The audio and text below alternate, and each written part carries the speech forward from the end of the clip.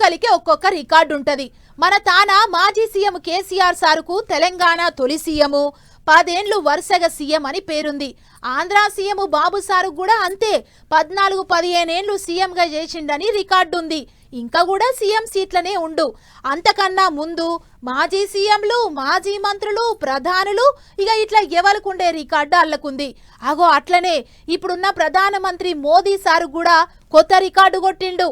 ఇంతకదేంటిదంటే right, పురుషులందు పుణ్య పురుషులు వేరయ్యా అన్నట్టు దేశ ప్రధానులందు ప్రధాని మోదీ వేరయ్యా అని చెప్పుకుంటారేమో పో. ఇక ఇప్పటి సంది మన ప్రధాని మోదీ సారు మళ్ళీ కొత్త రికార్డు కొట్టిండు.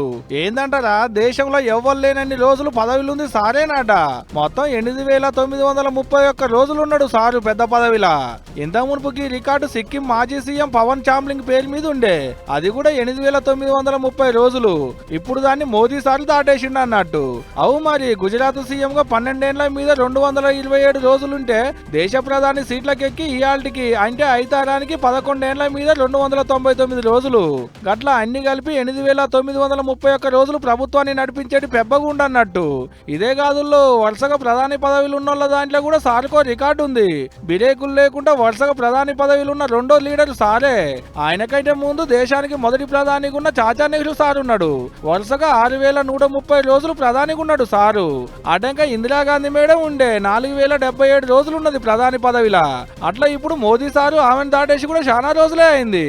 అంటే ఇప్పుడు బిరేకులు లేకుండా ప్రధాని సీట్లున్న రెండో ప్రధాని సారే అన్నట్టు.